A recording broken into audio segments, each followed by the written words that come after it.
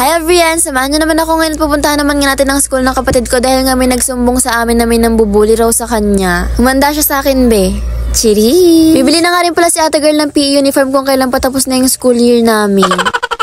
Gumising nga talaga ako ng maaga ngayon kahit na antok pa talaga ako dahil nga may nagsumbong sa akin na may nambubuli raw sa kapatid ko. Hindi nga yun magandang biro kaya naman talagang inis na inis si ate girl. Story time na nga muna pala tayo kung paano nga ba namin nalaman na nabubuli na pala siya. Awareness nga rin pala to para sa mga kapatid or anak nyo dahil nga hindi naman talaga to magandang biro at naiinis na talaga ako. Huy, nato mga nakaraan nga puro absent yung kapatid ko kaya naman nagulat kami nang may bagsak siya sa card niya. Kaya naman talagang kanumpis ni mama yung cellphone niya dahil nga laro daw ng ML. Wala naman kaming kaalam-alam na bullying na pala yung cause ng pag-absent niya. Nagulat na nga lang kami bigla nung nagsumbong nga yung pinsan ko sa amin na binubuli raw pala yung kapatid ko. Ay talagang gigil na gigil ako be kung alam nyo lang. Mangiyak-ngiyak nga talaga ako nung nalaman kong sinasakal at sinasabunutan daw nung nambubuli yung kapatid ko. Parang gusto ko na lang mag-transform into hook na lang talaga be. By the way, nag-ayos nga lang pala ako bandrito dahil nga pupunta na kami sa school niyan. Balik nga tayo sa topic natin at ang sabi raw na nabubuli sa kapatid ko wag daw siyang magsusumbong. Ito naman kapatid kong masunurin ba hindi nga talaga nagsumbong. Doon nga lang siya nagsabi sa pinsan namin nakaklose niya kaya naman talagang nalaman din namin. Napaisip nga agad ako kung bakit siya nabubuli at ang naisip ko nga baka dahil nga maliit siya. Ba yung kapatid ko maliit pero yung kamao ko malaki. Huy!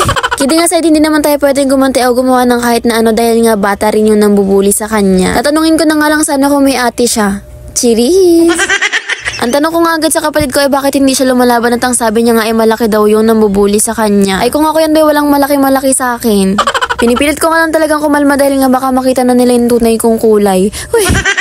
Inis na inis nga talaga ako dahil nga ako lang ang pwedeng mangasar sa kapatid ko at wala nang iba. Papakita ko nga rin pala sa inyo yung screenshot ng pag-uusap ng kapatid at pinsan ko tungkol sa nambubuli sa kanya. Ayun nga yung kanbo nila na talagang nanlambot ako dahil nga hindi ko naman alam na ganyan na pala yung reason niya. Hindi pa naman nga ako nakaranas ng bullying pero alam kong masakit yan lalo na kung hindi ka makapag-voice out. Kaya naman na-action na nga namin agad bago pa lumala yung pambubuli sa kapatid ko. Sobrang lala nga talaga ng ginawa nila na yun ba to the point na uma-absent na at bumabagsak na yung kapatid ko dahil sa kanila. Tulungan nyo nga rin pala kami mga bet mag-comment na kayo dyan sa comment section kung ano nga bang action ang pwede pa namin gawin. Karamihan nga rin sa mga ganito ay hindi agad na-actionan kaya naman talagang lumalala pa. Hindi naman nga kami papayag na ganun kaya naman eto nga pupunta na kami sa school nila. Alam ko nga rin maraming case talaga ng pambubuli kaya naman gusto ko tong i-share sa inyo. Hindi na nga para sabihin yung school at yung pangalan ng bata dahil nga privacy rin naman nila yun. Ikwento ko na nga lang rin pala sa inyo yung nangyari sa school dahil nga hindi naman na ako masyadong nag-video kanina. By the way, high school nga pala yung kapatid ko at sa high school nga talaga pinakamaraming pambubuli ang nagaganap. Ito lang nga bet, ikwento ko na nga sa inyo yung nangyari pagdating namin sa school nila. Nakausap nga namin yung advisor nila pero hindi nga raw namin pwedeng kausapin yung bata nang wala yung parents niya. Which is dapat naman dahil nga kailangan talagang patas kapag ganito yung mga usapan. Yung teacher na nga pala mismo yung kumausap doon sa bata at yung bata nga ipatawa-tawa pa raw. Dumaan nga sa harap ko yung bata at maangas pa nga maglakad kaya naman talagang alam ko na yung mga ganong galawan. Ay ganun din talaga yung mga bully sa amin dati kaya naman alam ko na yung mga ganyang galaw nila.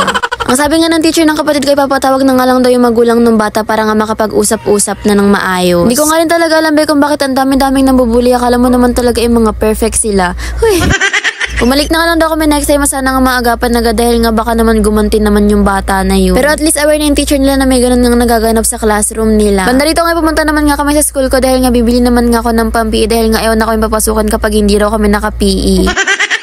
Wala na nga sana akong balak bumili dahil nga patapos na talaga yung school year namin. Pero ay nag-outfit check na nga muna ako dahil nga ang ganda nitong dress na suot ko for today. Hapit na hapit nga talaga kaya naman ayan kitang-kita yung hubog ng katawan mo kapag suot mo to. Tapos ayan small nga lang pala tong susukatin ko dahil nga maliit lang naman yung katawan ko at small lang yung kasya sa akin.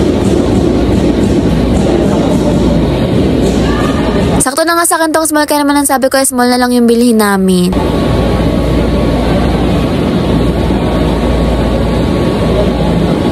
Dalawang buwan ko na nga lang talaga itong magagamit dahil nga 2 buwan na lang yung school year namin. Hinubad ko na nga rin agad at binayaran na nga namin. Ang sabi ko nga pwede naman itong ibenta kapag hindi ko na magagamit.